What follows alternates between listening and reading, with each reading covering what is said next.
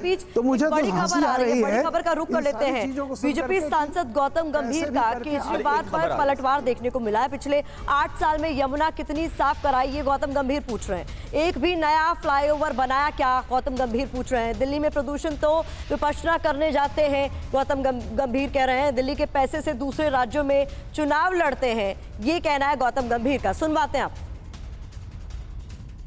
किया है कि अगर निगम में आम आदमी पार्टी आती है तो अब दिल्ली की जनता निगम चलाएगी और जो आरडब्ल्यूए के जो मेंबर हैं उनको मिनी पार्षद का दर्जा दिया जाएगा। देखिए, वो पिछले 8 साल से ऐसे इसी तरीके के ऐलान करते जा रहे हैं।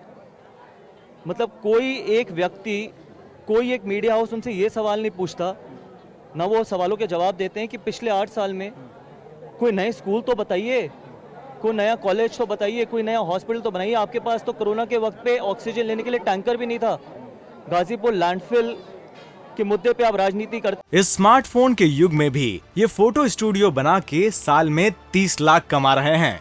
आपको भी ये कमाना है, उनसे सीखना है तो फ्रीडम ऐप को अभी डाउनलोड कीजिए। 8 साल लग गए आपको इस लैंडफिल पे आने के लिए। इसी रास्ते से तो गए होंगे जब ओथ लेने गए थे, जब आपको अपने आप को दिल्ली का बेटा कह रहे थे। 8 साल लग गए। तो ऐसे तमाम वार पलटवार जो है इनका सिलसिला लगातार जारी। इस बीच कांग्रेस के प्रवक्ता नीरज मिश्रा जी ने भी हमें ज्वाइन कर लिया। स्वागत है सर आपका।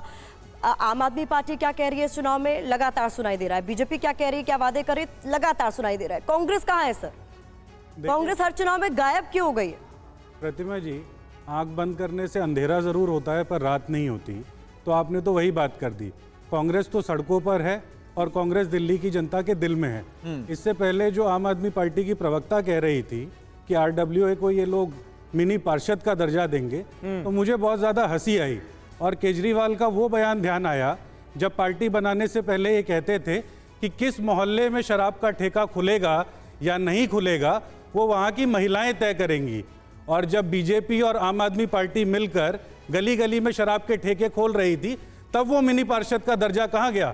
और आरडब्ल्यूएस को जितना सशक्त शीला दीक्षित ने किया, जो भागीदारी प्लेटफॉर्म जिसके बारे में पूरी दुनिया में नीरज जी एक सवाल है, काउंटर आपसे। आप बोल रहे हैं कि कांग्रेस सड़कों पर है, जनता की बात कर रही है, लेकिन 2014 के आप एमसीडी चुनाव की बात कर लीजिए। विधानसभा चुनाव में तो आपका क्या रहा था, हश्र तो सब जानते हैं, लेकिन आप वहां पर भी तो 3rd पोजीशन पर थे। मुख्य मुकाबला बीजेपी आपके बीच में था और वही पहले और दूसरे पायदान पर आए। देखिए, आपने जो कहा ये तो फैक्ट है, इसको तो बदला नहीं जा सकता।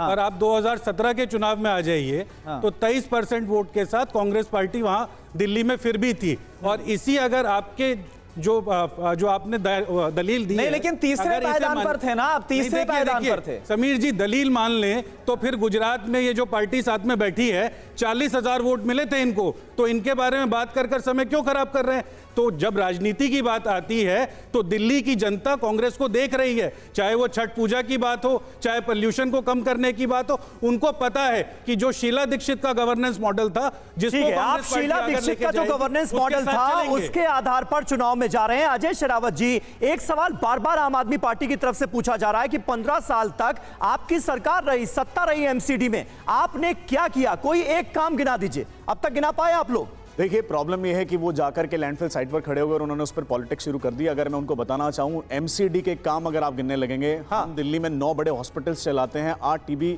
वार्ड चलाते हैं, 123 प्रजनन वार्ड चलाते हैं, 123 डिस्पेंसरीज चलाते हैं, 15,000 पार्कों से ज़्यादा का हम रखरखाव करते हैं, 17 मल्टी लेवल पार्किंग हमने बनाई है, मेगावाट प्रोडक्शन के waste to energy plant 4 plant हम लोग लगा चुके हैं। लेकिन इन्हें सिर्फ लैंडफिल साइट पर जाकर के कूड़ा ही दिखेगा।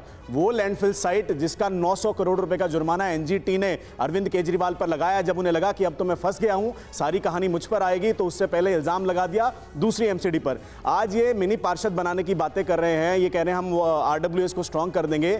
ये पिछले 8 साल से एमसीडी के पीछे पड़े हुए हैं और एमसीडी को फंड ना देकर के उसको कमजोर करने की स्थिति में लेकर के आए हैं। इन्होंने एमसीडी के काम को पंगु करने की पूरी कोशिश करी है। आज भी 5वें जो वित्तीय आयोग उसने साफ साफ क्लियर किया कि 40,000 करोड़ से ज्यादा का फंड एमसीडी को मिलना था, लेकिन 20,000 करोड़ भी उनको फंड नहीं मिल पाया है। उस फंड के लिए भी हमें बार बार कोर्ट जाना पड़ा है। लेकिन दिल्ली सरकार में अरविंद केजरीवाल के घर के बाहर जब मेयर बैठे, स्टैंडिंग कमेटी चेयर बैठे और उसके काउंसलर्स बैठे, उनसे एक दिन मिलने के लिए अरविंद केजरीवाल 1 महीने के धरने पर बाहर तक नहीं आए, तो वो क्या बात करते हैं दिल्ली में। इस स्मार्टफोन के युग में भी ये फोटो स्टूडियो बना के साल में 30 लाख कमा रहे हैं।